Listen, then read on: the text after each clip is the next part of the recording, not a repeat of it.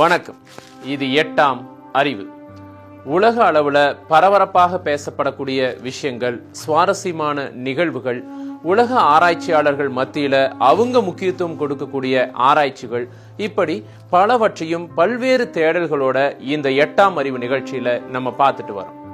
அந்த வகையில இந்த பகுதியில அமானுஷ்யம் அப்படிங்கிற தலைப்போட பயணிக்க இருக்கிறோம். பேய், பிசாசு, பூதம், ஆவி இவையெல்லாம் இருக்குதா? இல்லையா? இருக்கு அப்படின்னா அதற்கான ஆதாரம் எங்க?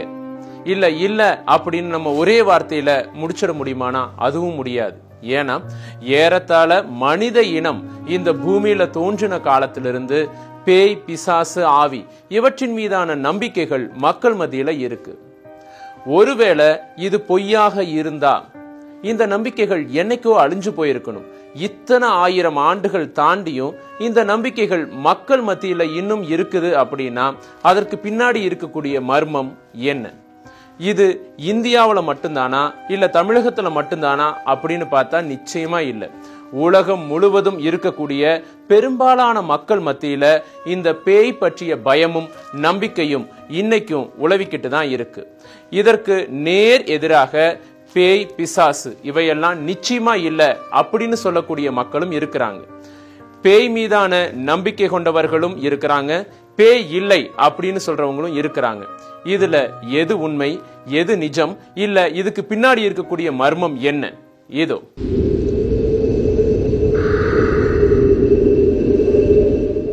உலகம் முழுவதிலும் ஆயிரக்கணக்கான மக்கள் ஒரு பொழுதுபோக்காக ஆனால் பரபரப்பாக தேடி வருவது பேய் இருக்கிறதா என்பதைத்தான். சாவின் விளிம்பில் அனுபவங்கள், மரணத்திற்கு பின் வாழ்வு, ஆவி உலக தொடர்பு இவை இயற்கைக்கு மாறாக நம்பிக்கைகளாக இருப்பது ஏன்? பேய் என்பது பொருளா அல்லது பொருளாக இல்லையா? திடப்பொருள்களுக்கு ஊறு செய்யாமல் ஊடுருவி செல்ல முடியுமா? அப்படிப்பட்ட மர்மங்கள் இன்னும் நீடிப்பது ஏன்? இல்லை என்று சொல்லப்படும் ஒன்றை அறிவியல் இன்னும் ஏன் தேடுகிறது? புரியாத புதிராக இருக்கும்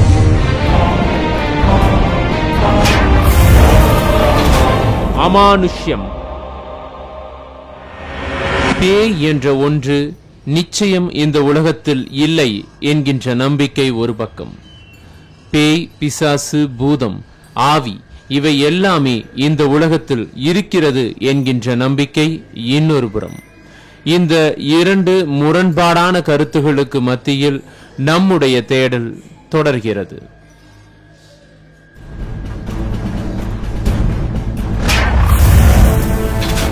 அமானுஷ்யம். பேய், பூதம், பிசாசு, ஆவி மீதான நம்பிக்கைகள் நம் நாட்டில் மட்டுமல்ல வெளிநாடுகளிலும் உண்டு.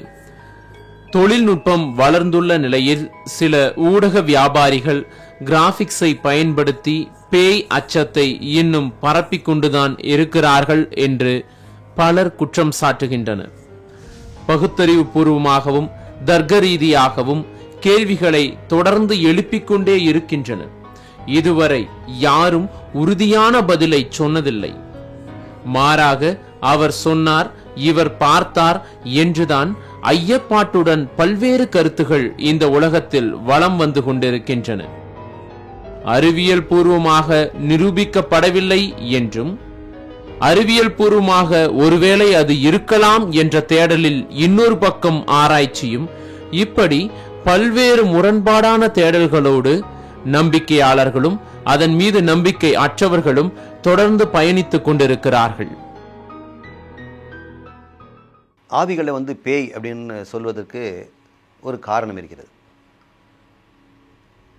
ஈஸ்வரனுடையதை ஐஸ்வர்யம் அப்படின்னு சொல்லுவோம். அப்போ ஈஷ் அப்படிங்கிறது ஐஷ்ன்னு மாறும். அதுபோல் பித்ரு என்று சொல்கிற பெய்த்ரு அப்படின்ட்டு மாறும். பித்ருக்கள் என்றால் முன்னோர்கள், நமக்கு முன்னோடு வாழ்ந்து இறந்து போனவர்கள். இப்போ தாய் தந்தையார்கள் கூட நமக்கு இறந்த பிறகு நமக்கு முன்னோர்களாக மாறிவிடுகிறார்கள். அவங்களுடைய தாய் தந்தை, நம்முடைய பாட்டன் பாட்டி, முப்பாட்டன் முப்பாட்டி இவங்கெல்லாமே பெய்த்திர்கள் என்று சொல்வார்கள். பித்திருகள்ங்கிறத பெய்த்திர்கள் அப்படின்னு சொன்னால் பித்திருங்களுடைய அப்படின்னு அர்த்தம். அந்த சொல்லிலிருந்து தான் பேய் அப்படின்ற வார்த்தை உண்டாகிறது. அப்போ பேய் என்று சொன்னால் நம்ம அஞ்ச வேண்டிய அவசியமே கிடையாது. நாம் உடல் இருக்கும் பொழுது, உயிரோடு இருக்கும் பொழுதே நாம் ஆவிகள் தான், நாமும் பேய்கள் தான். நம்ம உடம்பில் இருக்கக்கூடியது ஒரு சூட்சுமமான ஒரு உடம்பு இருக்கிறது. அந்த உடம்பு இறந்த பிறகு வெளியே போகிறது. இறந்த பிறகும் அதே மனிதர் தான். நம்முடைய சொந்த அண்ணன் தம்பிகளோ, குழந்தையோ, பெற்றோர்களோ, மாமன் மாமியோ அல்லது தாத்தா பாட்டியோ இறந்து போன பிறகும் அவர்கள் நமக்கு அதே சொந்தங்கள் தான். அதே எண்ணங்களோடு, அதே உணர்வுகளோடு, அதே பாசபந்தங்களோடு தான் இருக்கிறார்கள். அவர்களை பேய் என்று சொல்லி, ஆவி என்று சொல்லி விரட்டுவதும், அவர்களை மோசமானது என்றதும் அஞ்சக்கூடியதாகவும் யாரும் நினைக்க வேண்டிய அவசியம் இல்லை. இப்படிப்பட்ட நம்பிக்கைகள் தொடர்ந்து கொண்டிருக்க அமெரிக்காவிலிருந்து வெளிவரும் ஸ்கெப்டிக்கல் இன்குயரர் என்கின்ற மாதம் இருமுறை வரக்கூடிய இதழின் மேலாண்மை ஆசிரியர் பெஞ்சமின் ரெட்ஃபோர்ட் எழுதியுள்ள கட்டுரை அறிவியல் பூர்வமாக பேய் பிசாசு பற்றி ஆராய்ச்சி செய்கிறது. பேய் பிசாசுகளை நம்புகிறீர்களா? நீங்கள் மட்டும் இந்த நம்பிக்கை பட்டியலில் தனியால் அல்ல. 2005 எடுக்கப்பட்ட ஒரு ஆய்வின்படி 37 விழுக்காடு மக்கள் பேய் வீடுகளையும் 1/3 மக்கள் பேய் பிசாசுகளையும் நம்புகின்றனர். உலகம் முழுவதிலும் ஆயிரக்கணக்கான மக்கள் ஒரு பொழுதுபோக்காக, ஆனால் மும்முரமாக பேயை தேடி வருகின்றனர்.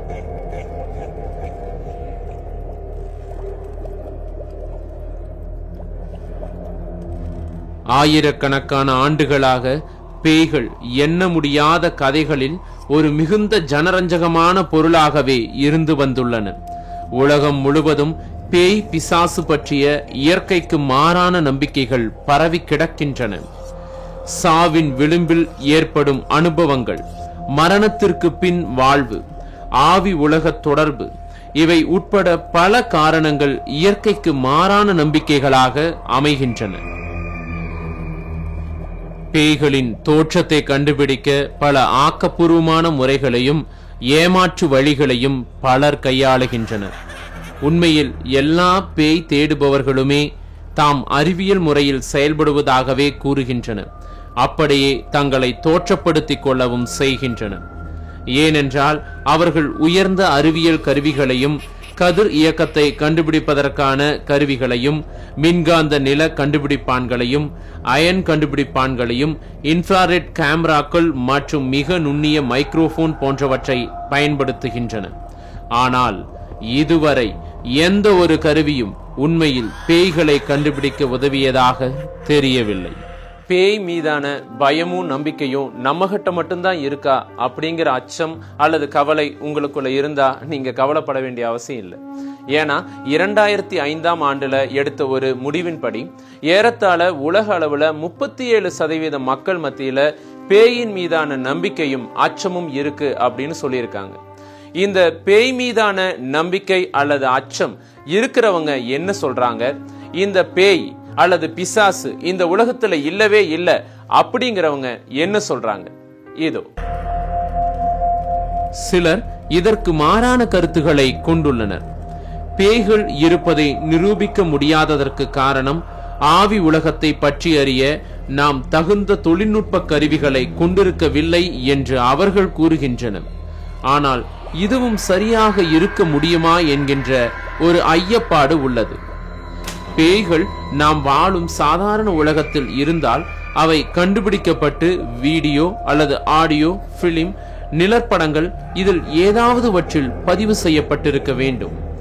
அவ்வாறு இல்லாததால் அவை இல்லை என்றுதான் சொல்ல வேண்டும் என்று பேயின் மீது நம்பிக்கை இல்லாதவர்கள் வாதிடுகின்றனர். ஆனால் கடந்த காலங்களில் சில செய்திகள் நம்மை வியக்கச் செய்திருக்கின்றன.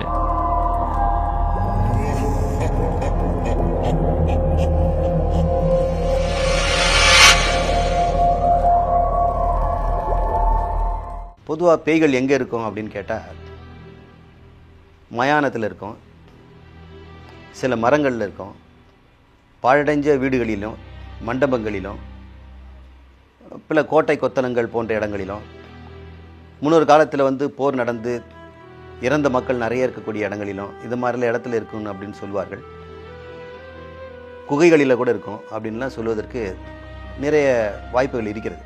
இந்த பேய் அப்படின்னு சொல்லக்கூடிய இந்த மாதிரியான மரங்களிலும் அல்லது பாழடைந்த இடங்களில் இருக்கக்கூடியதெல்லாம் யார் அப்படின்னு கேட்டோம்னா, உரிய முறையிலே இறக்காமல் குறையாயிலே தற்கொலை செய்து கொண்டு பூரண ஆயுள் முடிவதற்கு முன்னாடியே கொல்லப்பட்டவர்கள் எல்லாம் அவங்க தான் பித்ருலோகத்துக்கு போகாமல் இந்த பூமிக்கு அருகில் இருக்கின்ற இடத்திலேயே நம்மை சுற்றியே அவர்கள் இருந்து கொண்டிருக்கிறார்கள்.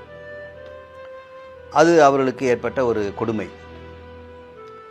இவர்கள் ஏன் நம்ம இந்த பூமியில் இருக்கிறார்கள்னா அவங்களுடைய அறியாமை தான் காரணம். நம் வாழ்வை நிறைய பேர் பார்க்குறோம் உலக விஷயமே தெரியாமல் இருக்கிறார்கள். உலகத்தையே தெரிந்து கொள்ளாதவர்கள் இதுக்கு அப்புறம் இன்னொரு உலகம் என்பதை தெரிந்து கொள்ளாமல் இருப்பதனால இறந்த பிறகு ஆவியாக இருக்கும்போது நாம் ஆவி என்பதை தெரிந்து கொள்ளாமல் இந்த பூமியிலேயே நம்மோடு வாழ்வதற்கு ஆசைப்பட்டு இங்கேயே சுற்றி கொண்டிருப்பதை தான் நாம் ஆவி பேய் என்று சொல்கிறோம். இவர்களே இந்த இடத்துல இருக்கிறார்கள்னா படுபாதக செயல் நடந்த இடங்களிலே கூட்டம் கூட்டமாக கொல்லப்பட்டிருக்கலாம். போர்க்களங்களிலே சில இடங்களிலே ஒரே அறையில் போட்டு பூட்டி எரித்து கொல்லப்பட்டவர்கள் இருக்கிறார்கள்.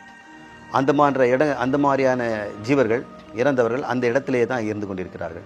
இதுக்கு ஒரு காரணம் அந்த பாழடைஞ்ச இடங்களில் யாரும் வாழ்வதற்கு முன் வருவதில்லை, அதை அப்படியே விட்டுட்டுறாங்க. அந்த ஆவிகளும் அது வாழ்வதற்கு ஒரு உகந்த இடமாக இருந்து கொண்டு அங்கே பழைய நினைவுகளோடு அங்கே இருந்து கொண்டிருக்கின்றன. கோட்பாடு ரீதியில் விடை தெரியாத பல விந்தைகள் இன்னும் உலகில் உள்ளன. ஏன், எதற்கு, எப்படி என்ற கேள்விக்கான விடையின்றி காரணங்களே தெரியாமல் பல விஷயங்களும் மர்மங்களும் நம்மிடையே இருந்து வருகின்றன. இன்று நமக்கு இருக்கும் நவீன அறிவை வைத்துக் கொண்டும் கூட அவற்றின் காரணங்களை நம்மால் கண்டுபிடிக்க முடியவில்லை. காரணங்கள் தெரியப்படுத்தப்படாத காரியங்களை அறிவியல் முழுமையான உண்மையாக ஏற்றுக்கொள்வதும் இல்லை.